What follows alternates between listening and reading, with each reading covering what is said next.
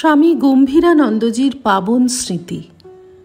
স্বামী রীতানন্দ, পত্রিকার ৩২তম বর্ষ, দ্বিতীয় সংখ্যা। আলাদাভাবে একই প্রশ্ন ভূতেশানন্দজিকে এবং গম্ভীরানন্দজিকে করেছি, এরকম একটি বিষয় মাঝে মাঝেই মনে পড়ে। জিজ্ঞাসা করেছিলাম, মহারাজ, গীতার একটা মাত্র শ্লোক বলুন যেটা আপনার সবচেয়ে ভালো লাগে, আপনার প্রিয়। পূজনীয় ভূতেশানন্দজি বলেছিলেন, ইয়াস্মান নো দ্বিজতে লোকো লোকান নো দ্বিজতে চ ইয়ঃ হর্ষামর্ষভয়োদ্বেগৈর মুক্তো ইয়স্য চ মে প্রিয়ঃ।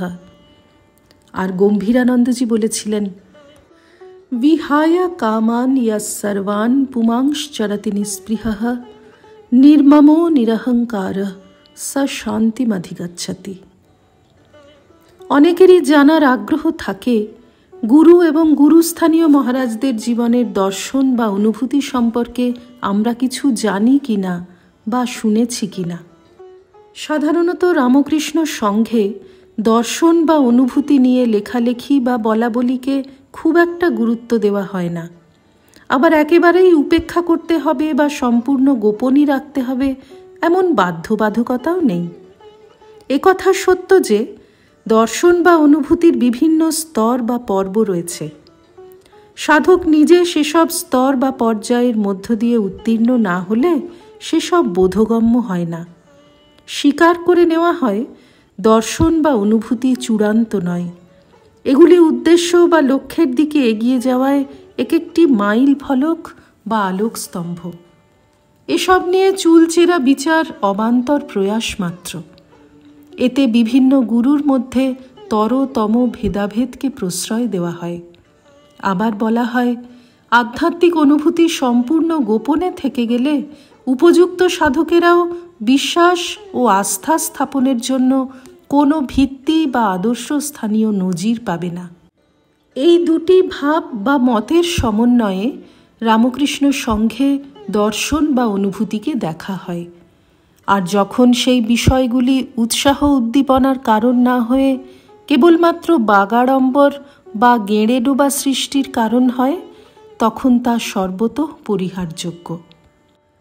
পূজ্যপাদ গম্ভীরানন্দজির অমরনাথ দর্শনের কথা আমরা জানি।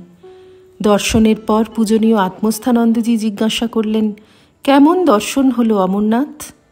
সহজ সরল উত্তর ছিল, অমরনাথের লিঙ্গে আমি তো দেখলাম ঠাকুরকে, আর কিছু নয়।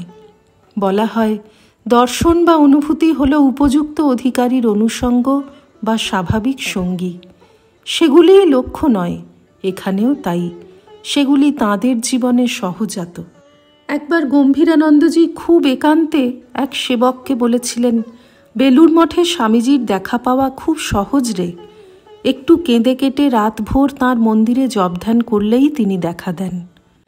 একটু সাহস পেয়ে মহারাজকে সেবক জিজ্ঞাসা করে, মহারাজ, মা আপনাকে দেখা দেন? মহারাজ একটু এদিক ওদিক তাকিয়ে ঘরোয়া আলাপের ভঙ্গিতে বলছেন, সে কি রে, তা না হলে কি নিয়ে বেঁচে আছি? মা ঠাকুরুন আমায় ছেড়ে যান না।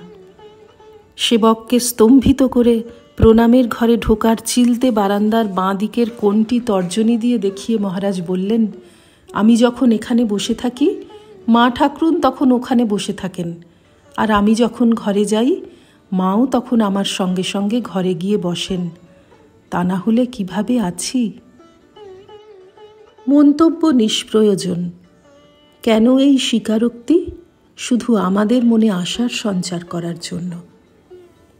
শ্রী রামকৃষ্ণার্পণমস্তু।